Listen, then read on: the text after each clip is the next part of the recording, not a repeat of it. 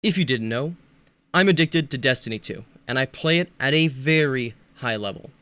With the last 4 World's First Master races, our team hasn't placed lower than 40th, and has even been in the top 10. So, when I was asked by my PvP friend, formerly II Dead Roses, now just Rose, if she could join my day 1 team, I said no. Mainly because we're already mostly set on our team. However, I offered to help set up a boot camp, to help get a team of people as ready as possible for the Final Shape Day 1 raid. This may end up a continued series if you guys like this kind of thing, so hit the like button to tell me if this is something that can help you and your team. While there's a lot to cover, the first thing I put together is a weapon and builds wish list, based on the current era knowledge. What are the best teams preparing for weapons and builds before the Day 1? That way, in less than a month before the DLC drops, you have time to get everything you might need.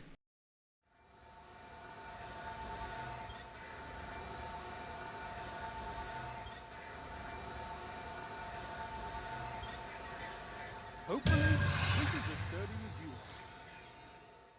are. Starting off first with weapons. I broke it down first by Kinetic, Energy, and Power slot. Furthermore, each section will start with the exotics I'd recommend, since they're static rolled and can be earned either by a quest, buying them from the Monument of the Lost, or generally random drops. After that, the legendary weapons in the same slot. Additionally, I'll have an indicator on the screen to show you my general rating for the weapons I'm talking about, and how important I think it is to get them. S being must-haves. A being strong picks and solid substitutes for the S tier. Then B for the more niche but helpful items. Nothing under those though, since we're not bringing any C tier loot to the Day 1 raid. Here's also a list of timestamps if you want to skip to a certain point. Near the end, there will also be a main screenshot for everything you might need to send to your friends, or to refer to later.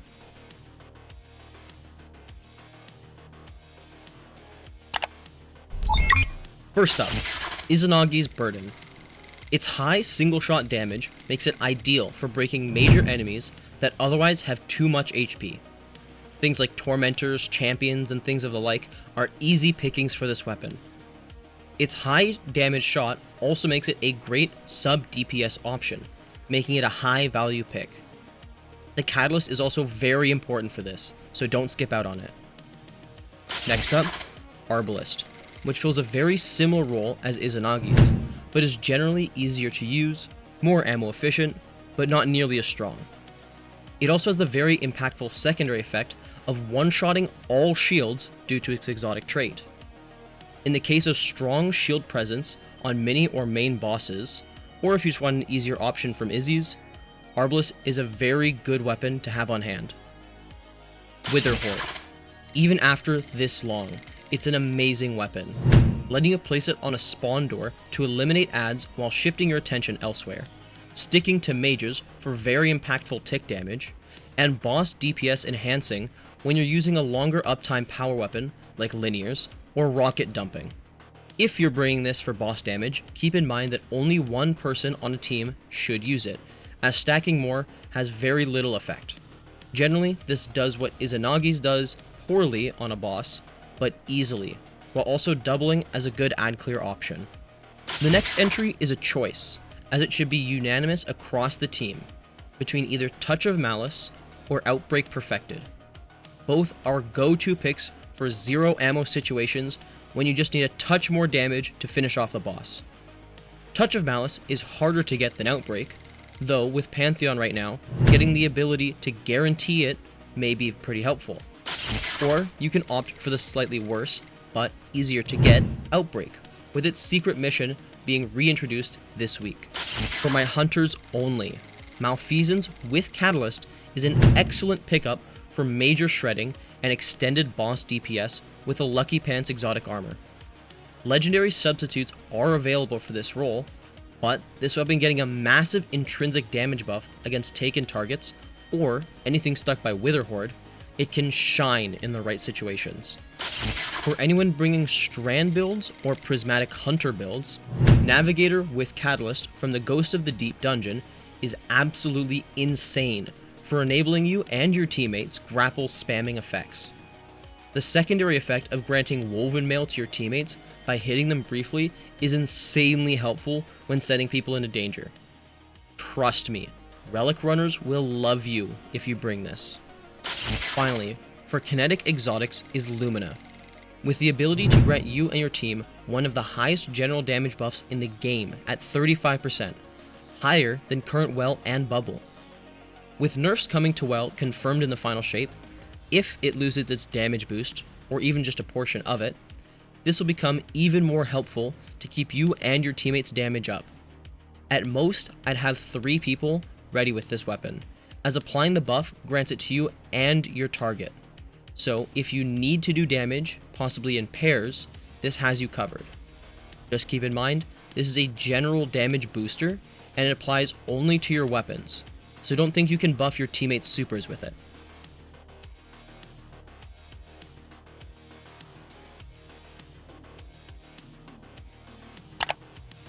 The first recommendation on anyone's list for legendary weapons that need to be in your inventory on a day 1 is a blinding grenade launcher. Even with their AoE being nerfed in the final shape, the ability to stop enemies from fighting back is so valuable it's hard to put it into words. This is only more apparent on day 1, when all those adds hit so much harder than you're usually used to dealing with. For this slot, my main recommendations would be Ignition Code with Slide Shot if you still have one, or Pardon Our Dust with Autoloading from Dares of Eternity, which it's also craftable. Another strong option people don't mention as often is the Duality GL Lingering Dread with Autoloading or Envious with Chill Clip, allowing you to slow or even freeze targets while blinding them. Next up is something most high-end PvE players have in their inventory at all times right now, the Supremacy Sniper from Last Wish. With Rewind rounds and Kinetic Tremors, or Rewind plus 4th times the charm, you have snipers that can aid in sustained DPS, deal with major enemies fairly well, and generally have high utility in moment-to-moment gameplay. Scatter Signal is the current season's Strand fusion rifle, and rolls with a unique perk combo that lets it hold some of the best sustained special ammo DPS for non-exotics in the game. With Overflow and Controlled Demolition, it's a great option for secondary sustained DPS, one that doesn't require easily spammable headshots to achieve. With seasonal red border weapons soon being a guaranteed drop once a day from seasonal activities, this is the best time to get one. Since many players already have these, I'll also mention Riptide and Deliverance with Chill Clip are also good options for this slot. And while they generally aren't as good as Scatter Signal damage-wise, their utility with Chill Clip when dealing with Overload or Unstoppable champions, or just bulky adds you want to stomp for a while, they can also work well. In case you have high damage thresholds you need to hit in an instant, things like Golgroth's Gaze, a high impact sniper of choice is recommended. For the Kinetic slot, Succession is the gold standard here. Whether from Deepstone Crypt or Onslaught, Reconstruction and Recombination is an amazing role that lets you do so much. And while it's generally less used than the Supremacy at the moment, its high impact frame makes it nichely better in some situations when you'd normally need to take a second or third shot from Supremacy. Double special loadouts are insanely strong right now, and generally, you need to have a good reason not to run it. However, sometimes you need to shoot a lot of things, but you still want the benefits of double special, whether it's to swap to a different special weapon later, or because you need to hit something for mechanics. Trace rifles fill a strong place in the endgame PvE meta. The Kinetic slot options are leagues behind our energy counterparts at the moment, but having one ready is always helpful, just in case. Either a Penance with Overflow plus Headstone or Overflow Killing Tally, or Incisor with Subsistence or Envious plus Killing Tally or Hatchling is what I'd mainly recommend. One from seasonal drops that you can craft, and one a Trials drop for PvP players. For anyone planning to bring a melee build that isn't a Solar Bonk Titan, a 1-2 punch shotgun is essential. For strand builds, you're normally running this in the energy slot, but not always. And for different classes melee builds, having a kinetic option may sometimes be better. My main recommendations are the Moon Shotgun, One Small Step, with autoloading, Prota's End Swordbreaker with Slide Shot or Demo, and Dares of Eternity's Wastelander with Slide Shot or Ragnhild with autoloading. Finally, you should have a few primary weapons ready just in case. My go-to picks are first, a Scout Rifle with Shoot to Loot, in which case I'd recommend Hung Jury, whether the Nightfall drop or Onslaught version. Then second, an Ad Clear option in case you're out of everything. The new Midnight Coup with its damage and crowd control perks I think work great here.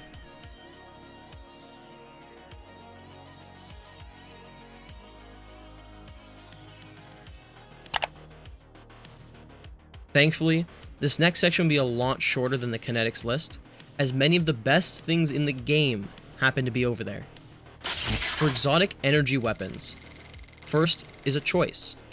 If you play Void Hunter, I'd recommend Graviton Lance, as it plays well into your gameplay loop with your Falcons, and is strong enough to justify using a primary. For everybody else, pick up a Sunshot. In general use, these hit hard, splash out hordes of ads quickly, and don't need much thought to use. If you prefer it, and the ads aren't bulky enough to live a single shot, Trinity Ghoul is also an amazing choice to farm ads. The second you don't find it's able to one burst a group and get your proc back for the Catalyst, swap to something else though. Divinity. Even after all its nerfs, it's an amazing weapon that lets you easily hit crits on mobile bosses. However, almost just as important is its ability to allow your team to destroy high-value targets quickly, like Ogres, Tormentors, Lucent Hive, and the new enemy types coming soon. Bonus points if the user has Cenotaphs on to make ammo while you do all of that. At most, I'd say 2 people should have this ready on the team. One as your main team user, then a second for later DPS rounds, when your first div user has plenty of power ammo to contribute to damage.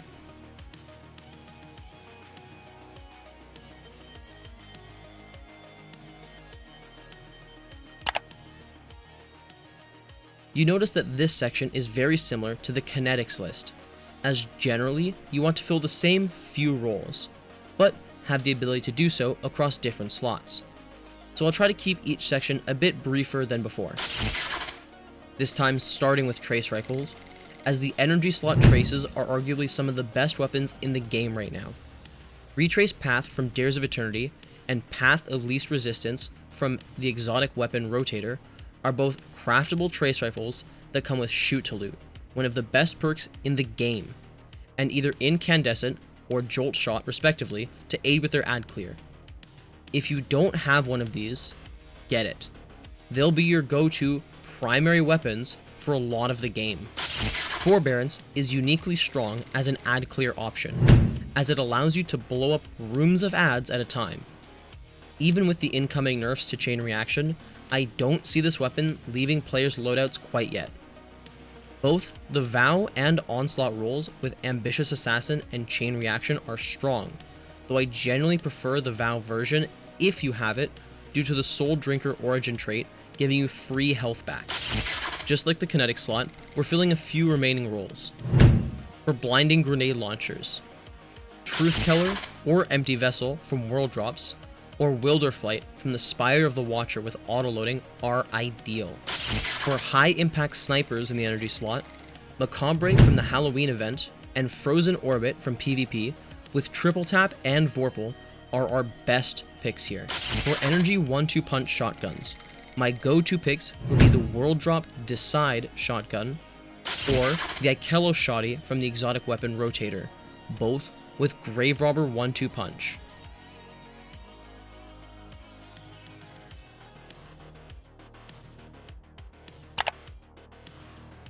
This section should be obvious for most players, so I'm going to rapid fire a few of these.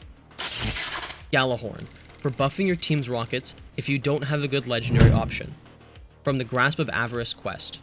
Whisper of the Worm for precision-based bosses with notably long DPS windows, from its reintroduced quest in the Into the Light update. Lament for easy default sword DPS for melee-based bosses, from the Neomuna questline. Parasite for the highest burst damage in the game for momentum-based bosses like Caretaker, who need as much instant damage as possible, from the post-Legend Witch Queen campaign quest. Xenophage for non-boss DPS encounters that need large single-target precision. Dragon's Breath for mass ad clear and large sustained DPS. It's not ideal for damage, but it's better than having a bad rocket. However, only one player at max should be using this, as having more will steal ignitions and lower total damage. Legend of Acris for more niche and specific times when melee range DPS is ideal, but swords are less viable for whatever reason, like poor tracking and hit registration. Thunderlord, if you're boring. Okay, it might be okay. Have it in case it's easy enough.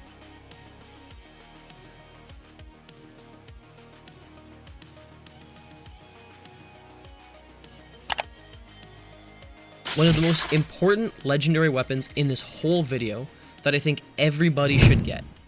Apex Predator. Currently, one of, if not the best rockets in the game, with 3 viably strong rolls. Reconstruction with either bipod, bait and switch, or surrounded. For low effort, bipod gets the job done, as since it's buff, its total damage is near that of bait and switch, without the more strict uptime on the rotation bait and switch has. Surrounded, only for encounters that you can safely make use of it, for a higher damage buff than bait and switch itself, as well as not needing to swap off the rocket every 10 seconds to reproc your perk. This rocket can be farmed in Last Wish, even for a crafted version, but with the recent Ribbon's Wishes system added, allowing you to pick a red border from the raid to instantly get, if you have any of them left, get this rocket craftable. Otherwise, your once a week red border quest from Hawthorne and farming is your only option. Cataclysmic or Doom Petitioner for a go-to linear DPS option. The first from the Vow raid with the 4th times the charm and bait and switch perks, while the second is from the current seasonal weapons and wants to run Envious Assassin and Precision Instrument. Both weapons are also craftable. For power GLs, the Cataphract from Trials, Edge Transit from Onslaught, and Coraxus's Distress from Root of Nightmares are the best options you have.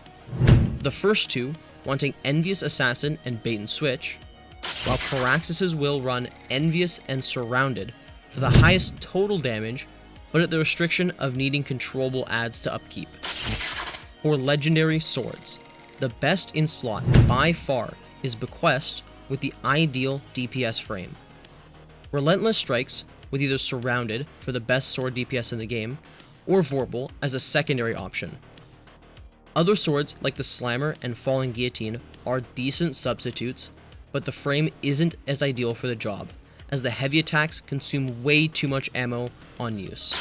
Finally, any machine guns for mass ad clear is helpful for situations that may be overwhelming otherwise. Fixed odds from the Duality dungeon with Field Prep and Incandescent, Commemoration from Deepstone Crypt with Reconstruction Killing Tally, Unwavering Duty for my Trials players with Subsistence and Incandescent, or even the returning 21% Delirium with its static roll for mass ad clearing are ideal.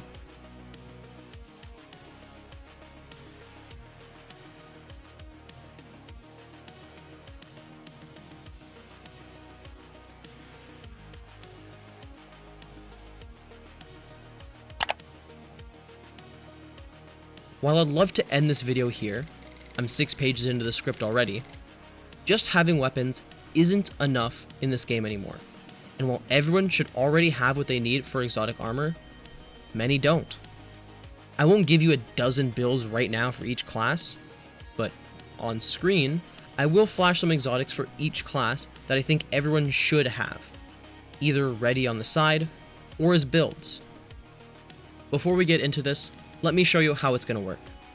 The ones highlighted red are your main driver exotics, and only builds that need them should have them. If you aren't going to use a melee build, don't get liars. Next, the ones highlighted gold are the non-negotiable must-have exotics for your class. Whether it's for ammo reasons, better super effects, ammo dumping, sub-DPS setups, or are so insanely versatile like Synthos for Titans, or so powerful like Sunbracers, that everyone, no matter what, should have these ready to go. These are required. Finally, the ones highlighted blue are for super niche situations that may rarely come up, but may be still good to have, or are hard to take full advantage of without lots of knowledge and practice. Now, before I get into any one class, it's important to say this now. Everyone on all classes should have an Aeon's Gauntlet with them, running the Sect of Insight mod. One of the largest bottlenecks for most teams on a day one is damage and survivability, both issues that get worse when you have less ammo. The ability to force spawn ammo for your entire team is massive, and everyone should be ready to do it if you're serious about the day one raid. Whether it's a single armor swap away that you have to take off once you finish the ad, or a dedicated build, make sure everyone has one. Starting from the top: Hunters, Assassin's Cowl, Lucky Pants, Nighthawk, Star Eater's Scale, Radiant Dance Machines, Falcons, Orpheus Rigs, Liar's Handshake, Titans, Syntheseps, One-Eyed Mask, Worm Gods, Strongholds, Precious Scars, Helm of Saint 14, Pyrogale, Puress, Lion Rampants, Warlocks, Cenotaph, Sunbracers, Verity's Brow, Eye of Another World, Briarbinds, Controverse Holds, Phoenix Protocol, Starfire Protocol, Vesper of Radius, Boots of the Assembler, Rain of Fire, Lunafactions.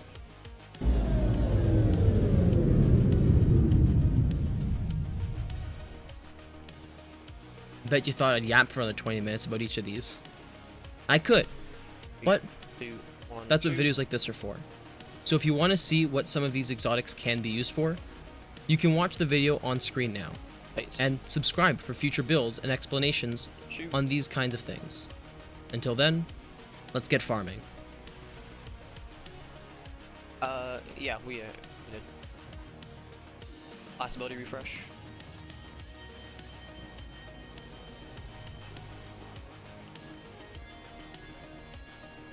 One, 2, 3, 4, 5, 6, 7, 8, 9, 10, 11.